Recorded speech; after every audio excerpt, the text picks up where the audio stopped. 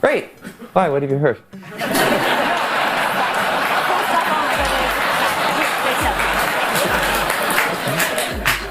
Yeah, okay. My question is that, you know that the materials that they made the cone heads with, are those edible? Edible? No, and based on them being made in 1975, I'd assume that they're highly toxic. Oh, okay. So if somebody, hypothetically took a couple of nibbles backstage and, got excited, should they go to the hospital or should they? Yes, they should go to the hospital right away. Honestly, the work that I did on screen was easier than the work that I did off screen in this movie because of all that went into it. So I really look at I love a challenge though, and I'm just so proud of every bit of it. We went through a whole roller coaster of the human experience, and I'm very proud. Just once? Just once.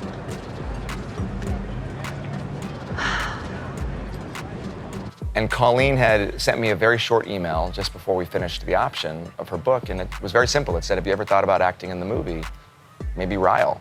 I could see it. And I think it was her belief in me that gave me the ability to dream and have the confidence to possibly pursue. If you compartmentalize this character of Ryle as an example, and you remove the abuse. So let's just remove that for a second. So I want to talk about the character outside of the abuse. Because what he does in the movie is unforgivable, and there's no excuse, and no amount of I'm sorry's will ever undo it or fix it. He blew up his life, and he deserved to lose his family. I cry in movies and yeah, I obviously cry in real life too, but this movie, it still makes me cry. Yeah, there are still moments but I love these characters so deeply, and I'm so proud of the work that we all did in this movie, and that's, every single member on screen, all the people off screen. It was such a collective effort to get what you see on screen, and I just feel so proud of it, and I love it so much that it feels it feels like a baby of mine. Like I couldn't. When the news first broke that Blake Lively and Ryan Reynolds had sauntered onto the stage of Saturday Night Live's 50th anniversary, the murmurs in Hollywood circles were instant and impossible to ignore. People were already buzzing about the tense legal standoff between Lively and Justin Baldoni. So this unexpected appearance felt like adding jet fuel to a fire that was nowhere near extinguished. Anyone watching the broadcast might have assumed that Lively and Reynolds were simply enjoying a casual night of glamour, but those who knew the backstory recognized something far more complicated was unfolding. The couple appeared entirely at ease, Blake glowing in a meticulously chosen outfit, Ryan flashing a charismatic grin as if he had no cares in the world. Yet the timing couldn't have been more curious, given the magnitude of the accusations swirling around them. Onlookers began to speculate that maybe they were trying to reframe the narrative, a bold move, especially with a massive lawsuit looming on the horizon. Beneath the polished surface, an undercurrent of anxiety was almost tangible. It was as though the entire entertainment community was holding its breath, anticipating what might happen next or how these legal battles would escalate. For months, the dispute between Lively and Baldoni had dominated headlines. She claimed emotional distress, an intense sense of violation, and a fear that the Hollywood machine might swallow her story before it could even be told. He countered with allegations of defamation and orchestrated PR attacks designed to damage his credibility. Each legal document and leaked fragment of testimony had added a fresh layer of confusion, leading many fans to wonder who was truly the aggrieved party. Lively insisted she was a genuine victim of harassment, a term she only spoke of in carefully worded press statements and select interviews, emphasizing that she had been living under immense pressure for well over a year. Baldoni, however, portrayed himself as an unsuspecting director caught in a storm of sensational claims. Through his legal team, he painted a picture of a relentless campaign against him, fueled by Lively's star power and the public's eagerness to devour any scandal tied to a high-profile name. Among those who had followed the saga from the start, the question remained, why, amid all this chaos, would Blake and Ryan decide that a high-profile comedic event was the right place to showcase their untroubled faces? The contradictions were impossible to ignore. According to Lively, she had been so overwhelmed by the lawsuit that she felt hesitant to leave her home, worried about prying photographers and intrusive questions from every direction. She claimed to be on the edge of her emotional capacity, describing sleepless nights and anxiety-filled days. Yet there she was, stepping onto the SNL stage as if she had no cares in the world. Ryan, similarly, was all grins, performing a quick comedic bit that some insiders suggested might have been a wink and nod to the whole fiasco. The phrase he delivered, "Everything's great, why, what have you heard?" had an edge of irony that no one missed. Critics quickly noted that if Lively's legal team was trying to build a case around her profound emotional distress, such a public display of poise and humor could be a risky move. Baldoni's counsel presumably watched the show with rapt attention, possibly recording every second for evidence. Any casual observer might ask, if you're weighed down by traumatic experiences, how can you stand under bright studio lights and flash a wide, confident smile? Hollywood events by nature thrive on spectacle. The SNL 50th anniversary was no exception, featuring star-studded cameos, nostalgic montages, and a sea of famous faces eager to celebrate the long-running show's storied history. The last thing anyone expected was the swirl of tension that accompanied Blake and Ryan's entrance. To longtime cast members and top-tier celebrities who had gathered for a night of laughter, the contrast was jarring. On one hand, you had comedic legends reuniting to trade fun memories and comedic insights. On the other, two celebrities arrived bearing the invisible weight of a monumental legal conflict. Even those unfamiliar with the specifics could sense the guarded tone in conversations, the uneasy glances from some who whispered about lawsuits and hush-hush claims. Indeed, a few well-known figures chose to keep their distance from the couple, presumably not wanting to be drawn into a maelstrom of gossip. That alone spoke volumes about how radioactive the couple's presence had become. In the days that followed, media outlets dissected every second of the couple's SNL appearance. Gossip columns ran headlines speculating about whether Lively's breezy demeanor undercut her public statements of distress. Panel discussions on entertainment networks became heated forums where pundits debated the ethics of showing up to a comedic platform when you've spent months alleging severe mental anguish. In an era where public image can shift overnight, the stakes couldn't have been higher. Legal analysts chimed in as well, pointing out how the optics of such an appearance could be used to undermine Lively's own claims. Baldoni's lawyers, who had been relatively quiet in the wake of the last major development, were said to be assembling a comprehensive strategy to incorporate that SNL footage into their arguments. Court documents would likely highlight the stark contrast between Lively's stated vulnerabilities and her public persona during that show. Some wondered if the entire cameo had been a miscalculation, the sort of PR move that backfires spectacularly by giving the opposition more ammunition.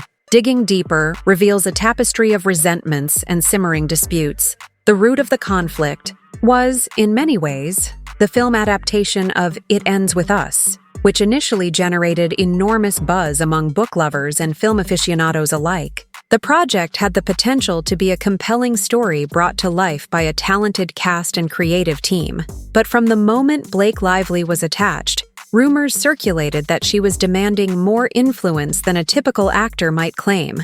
Whispers suggested she clashed with the director, Justin Baldoni in this case, over the direction of the narrative, costume choices, and character arcs. The tension apparently reached a point where the entire set felt weighed down by an invisible tension that no one could openly address. Then, as if to confirm the worst of everyone's suspicions, an old interview surfaced in which Lively casually mentioned that she preferred to be involved in every aspect of filmmaking, even if it meant overriding a director's decisions. Critics seized upon that soundbite, arguing it hinted at a pattern of controlling behavior. But the story evolved into something bigger, more dramatic, and infinitely more complicated.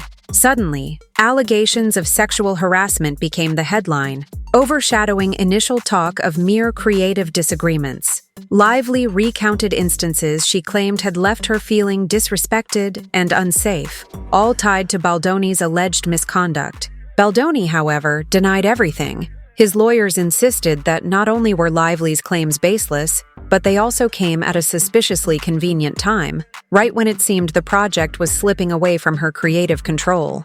The phrase coordinated smear campaign began making its rounds in legal documents, feeding the public's fascination with the conflict. Everyone had questions, but few had answers. Was Lively a legitimate victim who'd found the courage to speak out?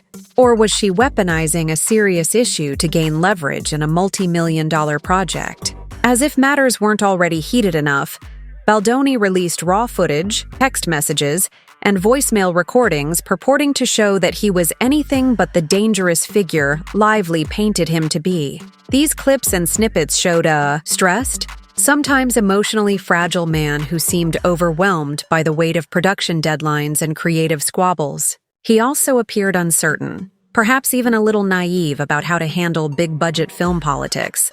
Many who viewed these leaked materials did so with keen interest, dissecting every nuance to see if there was any sign of intimidation or inappropriate behavior. Instead, they found a man who, at worst, might have been out of his depth, and, at best, was the unfortunate target of a very public conflict. This leak, combined with the rising influence of independent media outlets and YouTubers, turned the narrative on its head. Viewers started questioning Lively's version of events more critically. Meanwhile, Lively tried to counter this wave of doubt by aligning with well-known publications, one of which was the New York Times. An article emerged portraying Baldoni as a possible aggressor, referencing carefully chosen text messages to bolster the argument. But the public, particularly those active on social media platforms, were no longer so easily swayed. High-profile court dramas of the past decade, such as the defamation cases involving other Hollywood icons, had taught them that initial reports can be misleading. Comment sections and viral tweets began calling out perceived inconsistencies in Lively's story. Fans pointed to the new evidence, pointing out that the supposedly damning texts might have been taken out of context. The more Lively's camp insisted her claims were accurate, the more the public demanded transparent, unedited proof. By the time the SNL 50th anniversary came around, the tension had almost reached a breaking point. Many believed Lively would keep a low profile, staying out of the public eye as the lawsuit churned on behind closed doors. The fact that she and Ryan Reynolds chose such a high-profile platform to make an appearance, complete with lighthearted banter, sparked numerous conspiracy theories. Some said it was a desperate move to gauge public sentiment, to see whether the audience would still cheer them. Others speculated that it was an attempt to project normalcy, to quell rumors that their personal life was in disarray. Still others believed it was a strategic power play, a subtle message to Baldoni that they remained beloved Hollywood figures who could walk into any event with heads held high. Behind the scenes, the vibe at SNL was reportedly less than welcoming, especially among certain celebrities who were put off by the controversies swirling around Lively and Reynolds. While some longtime cast members took a few selfies or chatted politely with them, many A-list attendees maintained a cautious distance. No one wanted to become entangled in a legal fiasco that had turned deeply personal. Rumor had it that the couple remained after the televised show ended, mingling for nearly an hour, apparently trying to engage with various industry bigwigs. Reactions varied. A few might have nodded in sympathy, but multiple insiders later spoke off record about how the atmosphere felt strained. The underlying tension showed that even an event meant to celebrate comedy's greatest hits couldn't escape the pall cast by serious allegations. In the weeks following, the legal aspect of the story amplified. Baldoni's attorneys filed additional paperwork, hinting that Lively's public SNL persona would be used against her. They highlighted her cheerful demeanor and Ryan's flippant joke as evidence that Lively might be overstating her emotional trauma. Just as heartbreakingly, the entire ordeal threatened to overshadow the merits of the film they had set out to create. It Ends With Us risked becoming synonymous with controversy rather than content, overshadowing any artistic worth the adaptation might have held. Investors, producers, and fellow cast members expressed frustration, feeling caught in the crossfire of a dispute that had gone far beyond typical Hollywood squabbles. In time, speculation swelled regarding Lively's possible motivations. Some cynics claimed she had orchestrated the entire scandal to wrest directorial control from Baldoni or gain a new contract that gave her greater creative latitude. Others argued that no one would willingly subject themselves to such intense scrutiny unless something genuinely horrifying had happened. Meanwhile, Ryan Reynolds found himself in a precarious position, known for his comedic wit and carefully crafted social media presence. He had to navigate the dual role of supportive husband and public figure, Gossip columns suggested tension might be brewing in the couple's private life, as Ryan weighed the potential fallout on his own career. He was seen as the nice guy who usually dodged controversies. Now, he was at the heart of one. Through it all, Hollywood watchers couldn't help drawing parallels to other high-profile defamation and harassment suits that had gripped public attention in recent years. Each time, the question of authenticity, of which side was telling the truth, became a communal obsession. People scrutinized body language, rewatched interviews, and dissected every public statement. The difference here was the comedic twist, provided by the SNL cameo, which many described as either stunningly tone-deaf or eerily confident. Lively and Reynolds seemed to be daring the world to doubt their sincerity, exuding an aura of, "Everything's fine, trust us," even as mountains of legal paperwork told a different story. Baldoni's approach starkly contrasted with the star couples. Where they waltzed onto a comedic stage, he discreetly removed himself from the Hollywood scene. Reports emerged that he had taken an extended trip to Hawaii with family, attempting to find solace and mental clarity away from the relentless glare of tabloids and camera flashes. His attorney, Brian Fredman, explained in multiple interviews that Baldoni was emotionally drained, needing space to reconnect with loved ones. To some, Baldoni's retreat looked like a sign of genuine distress, further reinforcing the notion that he was the true victim in this saga. Others questioned whether it was merely a calculated maneuver to appear humble and sympathetic. As depositions loomed and court dates were set, the lines between fact and fiction grew blurrier. Some believed Lively's claims wholeheartedly, insisting that people can sometimes appear publicly collected while internally struggling with severe trauma. Others sided with Baldoni, pointing to the newly surfaced footage and the actor's quiet demeanor as indicators of sincerity. A few fans and commentators adopted a wait-and-see attitude, reluctant to take a strong stance without concrete evidence. And then there was the entire group that sat on the sidelines simply waiting for the next bombshell revelation, as if the real-time unraveling of this Hollywood dispute was a twisted form of entertainment. By the time Lively and Reynolds made a second public appearance, this time a brief cameo at a charity gala, social media erupted again. People demanded to know why Lively continued to appear so composed if her emotional state was as fragile as the lawsuit portrayed. Others argued that individuals cope differently, and that just because she was publicly smiling didn't mean she wasn't suffering deeply behind closed doors. The complexity of emotional trauma, the power of perception, and the performative nature of celebrity culture all intermingled to create an endless cycle of speculation. Even close friends of the couple began to drop subtle hints that the entire scenario was more complicated than anyone realized, but they stopped short of revealing specifics. Simmering beneath all of this was the fact that the original complaint and countersuit were inching closer to trial.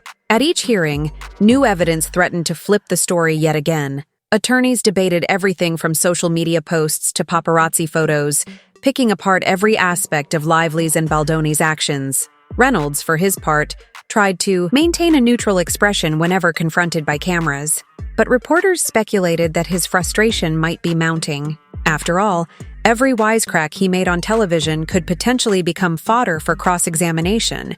Every comedic cameo a fresh chance for Baldoni's team to suggest the couple wasn't taking the matter seriously. Meanwhile, industry insiders whispered about potential blacklisting. The fear was that if Lively's allegations were proven false, or if she was deemed to have manipulated the media, it could tarnish her brand permanently. Reynolds might weather the storm due to his separate, largely successful career moves, but the shared nature of the scandal could still leave both of them vulnerable. Conversely, if Baldoni lost the defamation countersuit, his hopes of returning to major directing gigs could be dashed for good. Producers, risk-averse by nature, rarely want to associate with individuals whose name conjures messy court proceedings. The entire fiasco set a sobering example in Hollywood about how quickly fortunes can change and reputations can deteriorate. The SNL cameo continued to stand out as a pivotal moment that crystallized the gossip, forced celebrities to pick sides, and influence the general public's perception. Rarely does a single appearance trigger such a storm of commentary, but in this case, it offered a snapshot of a couple who outwardly exuded confidence despite being entangled in one of Hollywood's most contentious legal battles. It also highlighted the unstoppable power of rumor and innuendo, showing how a brief exchange of jokes could be used as proof of hypocrisy or insensitivity. For longtime watchers of the entertainment industry, the entire scenario felt like a bizarre new chapter in Tinseltown's lengthy history of scandal-laced cautionary tales. As the next court date drew closer, everyone wondered what new twists awaited. Would more leaked recordings surface, painting either Lively or Baldoni in a damning light? Would the star couple double down on their public appearances, or back away completely to let the legal process unfold in relative silence? Most importantly, how would the courts, and the ever-critical court of public opinion, ultimately judge these dueling narratives? Each side claimed moral high ground. Each side labeled the other the villain. The truth, if it could be found, remained buried under layers of legal strategy and a labyrinthine network of public relations efforts. And so Hollywood braced itself for the next big bombshell, acknowledging that no matter how this unfolded, the repercussions would be enormous. If Lively proved her allegations, it would serve as another stark reminder that sexual harassment can hide behind even the most pleasant of faces. If Baldoni's countersuit prevailed, it would send shockwaves through an industry already grappling with issues of trust and accountability. Onlookers, ranging from casual fans to seasoned insiders, couldn't help but talk about the moral complexities at the heart of the case. In a business that thrives on image, the notion that celebrities might wield allegations for personal gain or that directors might exploit their position was a deeply unsettling idea. Still, the thirst for scandal only grew. By the time March 9, 2026 approached, a date rumored to be critical in the legal timeline, the atmosphere in Hollywood was electric. Social media platforms were abuzz with rumors of last-minute depositions, shocking witnesses, or brand new evidence that could tilt the entire case. Fans argued online, some passionately defending Lively, others championing Baldoni. The general consensus was that no matter the outcome, the SNL cameo had been a pivotal misstep in Lively's strategy, or at least a questionable tactic that raised more doubts than it resolved. The stage was set for a dramatic climax to a story that had started with so much promise, a film adaptation beloved by fans, led by major Hollywood talents, only to devolve into one of the most convoluted legal battles in recent memory. No matter which side the courts ultimately favored, the ramifications for everyone involved were immense. Careers could be shattered or salvaged, reputations permanently smeared or miraculously redeemed. In the end, the entire spectacle served as a testament to the precarious nature of stardom in an age where every public appearance, every offhand joke, every half-smile or seemingly fearless cameo can be dissected and turned into potential evidence. The only certainty amid this swirling cloud of accusations and public scrutiny was that the final outcome, whatever it might be, would leave a permanent mark on all parties. After all, once a Hollywood scandal sinks its claws into you, it rarely lets go without a lasting scar.